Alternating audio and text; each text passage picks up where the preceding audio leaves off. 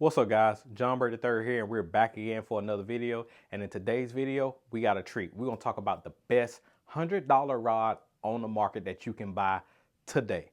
But before we jump into that, if you're new to the channel, make sure you hit that subscribe button. Also hit that notification bell. That way you can be notified for whenever a new video drops and hits the channel. But without further ado, we're gonna go ahead and jump right into this thing because I know you wanna know what's the best $100 rod on the market. So that rod is the all new Lose TP2 series.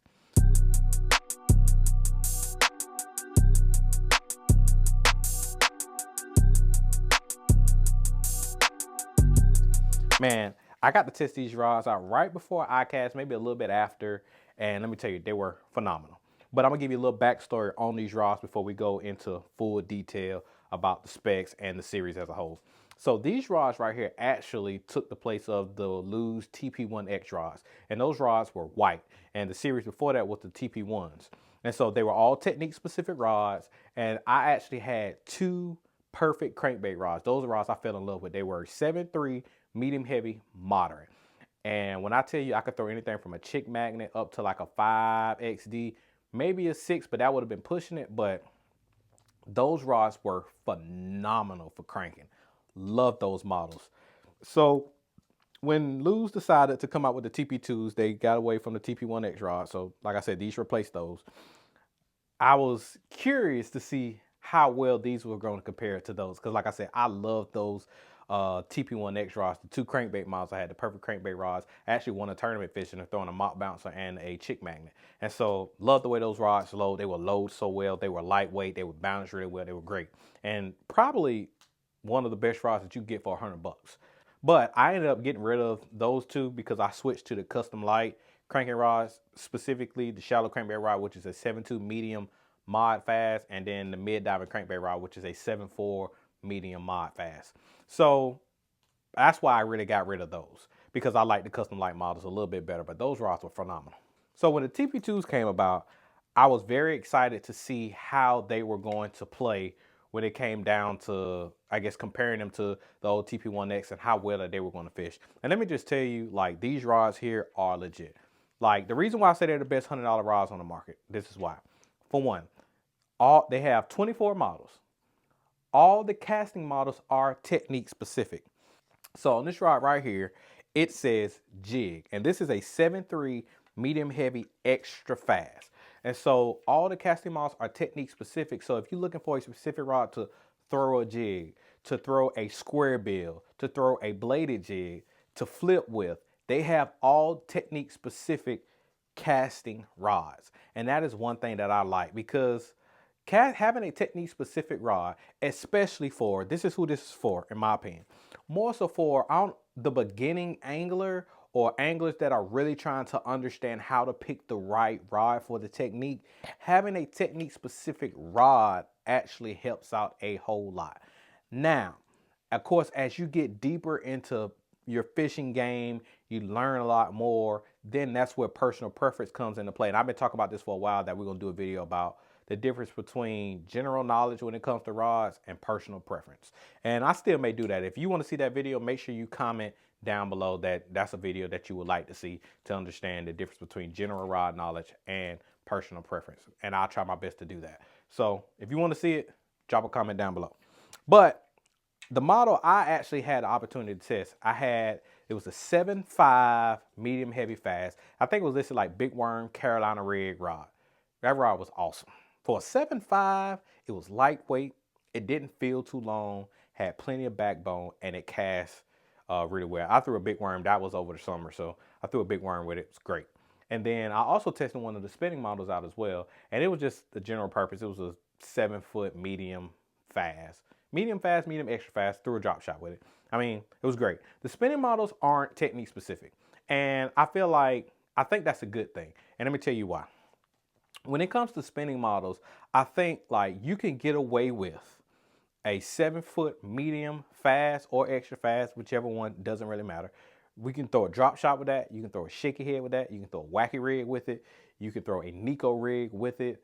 You can do a lot with just that. And then if you step down to like a medium light, you could throw something like maybe like a shad wrap, one of the small shad wraps, or They don't make these anymore, but the Lucky Shads from Strike King, little small, they're basically like a shad wrap, little small baits like that. And then also, like, if you need a longer rod, so you go like a 7.2, 7.3, whatever, and as long as you get like a medium fast, medium extra fast, that's really all you need, because those are like general purpose spinning rods, and those actions will get you along, pretty much get you along the way. And that's all you need. So I feel like with casting models though, I feel like those have to be very specific.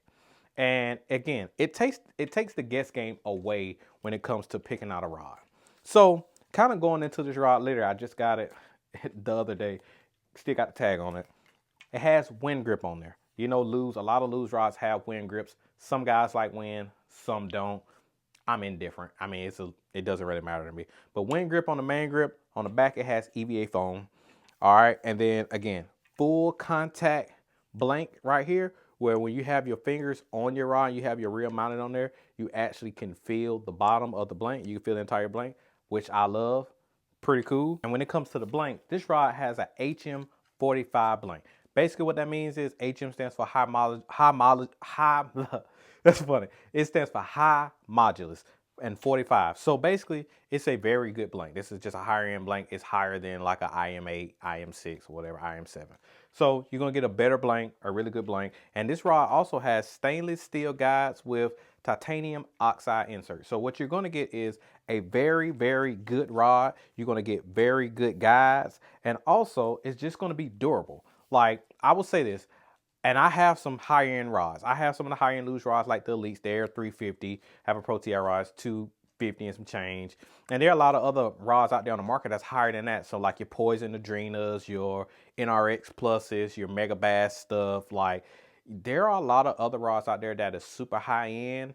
But I'm gonna be honest with you, like, you don't have to have those rods, those super high-end rods, or spend that amount of money on those rods to be a good fisherman.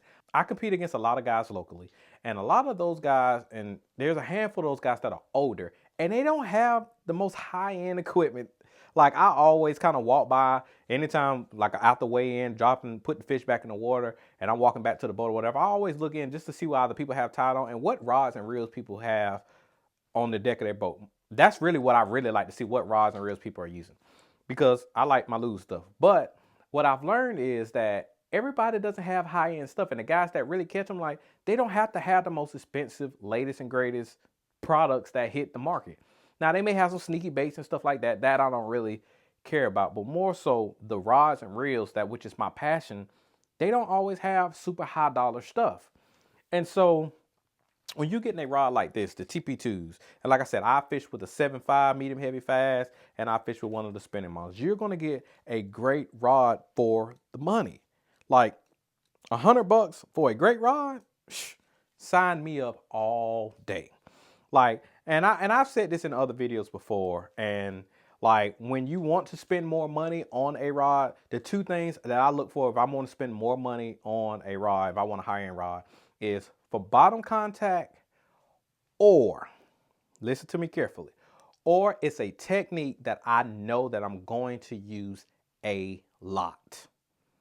So, for an example, my bladed jig setup, I have a Team Luge Andy Montgomery Signature Series rod. Those rods are $189. I think that's an average price today. Anywhere between that $100 to $200 price point, that's about average today in today's market. So, not a super high-end rod, great rod all around. But the reel that I have on that rod is Gen 2 Pro TI. And this is a $400 reel. So in that particular case, I'm like, I got a great rod, but I want to spend the money on the reel. So anytime you're using a technique that you're going to be using a lot, and the bladed jig has played a lot in my arsenal and has done a lot for me. I've caught one of my PBs, a 1072 on a bladed jig. I invested the money on that because I always have a bladed jig rigged up. Another setup that I have that I use a lot is the Hybrid Hunter setup. So I have a Custom Pro on there, and I'm throwing it on a Super Duty rod. Custom Pro is a higher end reel. The Super Duty rods are mid price point as well. But when you go to a drop shot or a wacky rig, I'm throwing an Elite Series rod, which is $350. And I'm saying all that to say, again, the two things that I look for when it comes to buying higher end rods and reels, but more so we're gonna focus on the rods. It's just the fact of it has to be a technique that I'm going to use. So I don't throw a Nico rig a whole lot. Like I see a wacky rig and Nico rig as two different things. So I'm not gonna spend a whole lot of money on a Nico rig rod. I don't ping a minnow a whole lot. I'm not gonna spend a whole lot of money on pinging a minnow. I like to flip. I'm gonna spend money on my flipping rod. I like to throw a hybrid hunter. I'm gonna spend money on throwing a hybrid hunter. I'm finding a hybrid hunter rod. Like the things that I know I'm going to use, that's where I'm going to spend my money at. But aside from that, like there's no need to do that.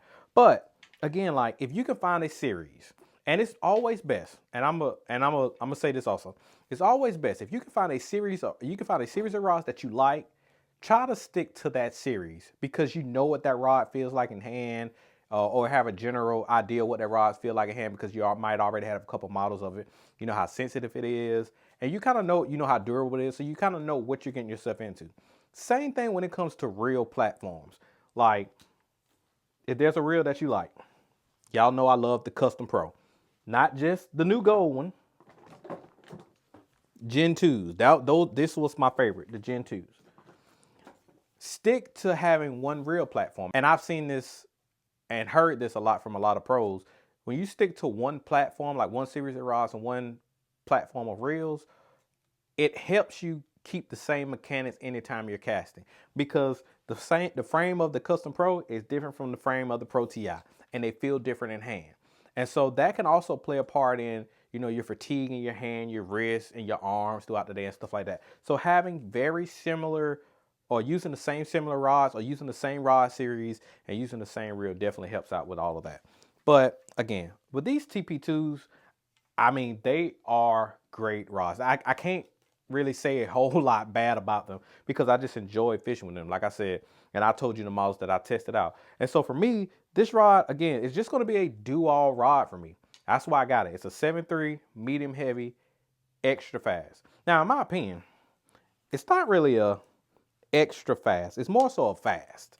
And when I got it, I already knew that. So that's why I was like, okay, I can literally do everything. So I'm probably gonna throw some swim worms on this rod. I'm just looking over at the bait wall. I probably will throw bladed jigs with this rod, maybe some underspin stuff, some spinner baits, Texas rig stuff. A little bit of everything. Maybe throwing like a patroller with some braid on one of my reels. Some little bit of top water stuff. Just a do-all rod. That's why I got it. Because y'all know with my stuff is already, like, a lot of my techniques are very, very dialed in. And I feel like I don't need, at this point, I need more general purpose rods that I can do a lot with and not have to pigeonhole it to a specific technique. And that's kind of where I'm at with this. So that's why I got this rod. I knew when I first tested these out that I wanted them. I just didn't know which ones I wanted to get. So I got probably one of the most highest selling models out there on the market, a 7.3 medium heavy. Like whether it's medium heavy fast or extra fast, the 7.3 medium heavy is probably one of the most sold rods today compared to any other model out there. The 7-foot medium heavy fast used to be the way to go, but the industry has shifted and everything is starting to move to a 7.3 medium heavy fast. My favorite bladed jig rod, 7.3 medium heavy fast. My flute rod, 7.3 medium heavy fast. Like I have a lot of 7.3 medium heavy fast rods because that's, I don't know. As I started fishing, I started liking longer rods, and again, like 7.3 medium heavy fast feels great. Now, let me say this. When it comes to rod butts, and I don't think I've actually mentioned this, sometimes you can get rods and the butt be a tad too short. And sometimes you can get rods and the butt can be 10 foot long. The rod butts on this rod is very comfortable for me. I'm 5'5". I don't have a 8-foot wingspan. So for me, the way I hold my rod, it actually fits basically my entire forearm, which is fine for me. I don't pin them to my forearm, but whenever I reel in and set the hook, I kind of pin it that way. And I like that it's not too long and it's not way up under me and stuff like that. So, and it's not also too short, because sometimes having a short butt on a rod, there are certain times you need a short butt. Jerk baits, top water, whether it's you walking the top water or frog, sexy dog, anything like that, that'll be good. So jerk bait and top water walking baits. That is when you need a shorter butt because you're having to do the action with the rod to get the bait to move, especially like if it's a walking style bait. And when you have a longer butt, it's just gonna be hitting y'all in your ribs and under your armpit and stuff like that. But in this situation, as a do-all, so I'm gonna be making long casts with a swim worm or skipping a jig under a dock or maybe do some light pitching and flipping and stuff like that. Like, this is perfect. Like, reel down, set the hook, give them the beans, as I say, and they getting in the boat. So I don't get into lure or line ratings or lure weight ratings because I think to me, and this is just me, I think to me, like, I don't really know how much that really matters, right? So this says right here, anywhere between 3/16 to an ounce. All right. The only way to really find out where the best balance point for this rod and where this rod is going to work the best at is just you going to have to tie on baits. So I don't like to exceed whatever the amount says. So if it says an ounce, I'm not going to throw anything over an ounce. I don't have many baits that go over an ounce anyway. Like probably one of the most heaviest baits that I have might be the full size hybrid hunter. Maybe the 8XD. That might be heavier than that. I can't 100% confirm that because I don't know the weight of the 8XD. But it's one of those two baits. But I won't throw that on this rod anyway. But I don't pay attention to line rating. Like, it don't. I don't think that even matters when it comes to line rating, in my opinion. Because if I'm fishing somewhere in Florida and I'm throwing a swim worm on braid, it's probably gonna be 50-pound braid. And so this line rating says anything from 12 to 20 pounds. But it doesn't indicate if that's braid or fluorocarbon. And that's something across the industry that it might be cool to actually start identifying that if this is a braid rating or fluorocarbon rating. But 9 times out of 10 with this is going to be a fluorocarbon rating because ain't no way you're going to be in Florida throwing around that grass, throwing a swim worm, and you got 20-pound braid on there. Like, nah, ain't happening. So it'll probably be 50-pound braid. But again, I don't pay attention to the line rating, and I pay a little bit of attention to the lure rating. But I mean, I pretty much know if it's going to be a jig, it's going to be 3/8 or a half ounce. If it's going to be a texture rig, if it's a swim worm, 3/16 to a quarter. If it's just going to be a regular texture rig, it'll be a quarter to 5/16. Like, I pretty much already know what it's going to be. But anyway, I digress. So if you're in the market looking for a new rod that's only going to cost you, and you're on a budget, like, you're going to get a lot of rod for this particular series. It has 24 different models. Majority of those models are casting. I want to say like 14 or 16 of those models are casting models. And again, all the models in the casting series are all technique specific. You're going to get a great rod. It's going to be durable. The guys are going to be durable. They're going to be balanced very well. And again, find you a good reel to put on here. If you're on a budget, you know what I'm going to say. $99 speed spool. If you're not on a budget, but you're just looking for a do-all rod, but you don't really want to break the bank, but you're going to put a higher end reel on there, find the reel of your choice and go ahead and put it on there. I mean, it is what it is. But again, my review of the TP2 rod series, fire. You're definitely going to want to add this to your arsenal. I'm glad I got to test these out earlier in advance. And again, I just picked a model that I knew I was going to use a lot. 7.3, medium heavy. Even though it says extra fast, it's more so like a fast. So it's a little bit softer.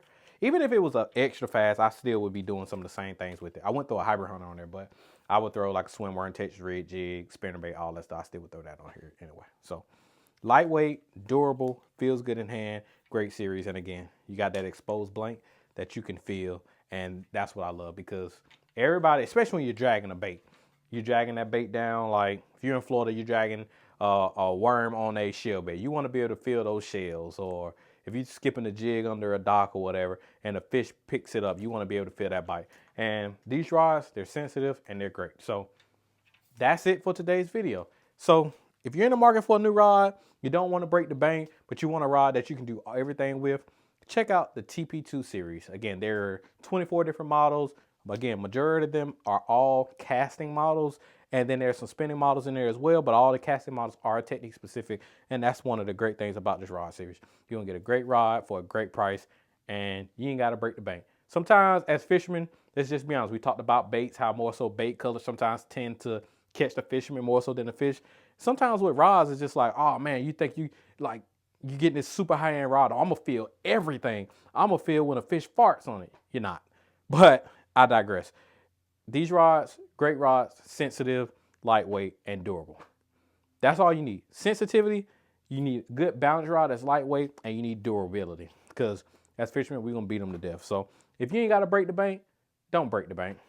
Check out the TP2 rod series. Going to be a great series to add to your arsenal. So that's it for today's video. I'm JB3. I got to get back to living a dream. I'll catch you later.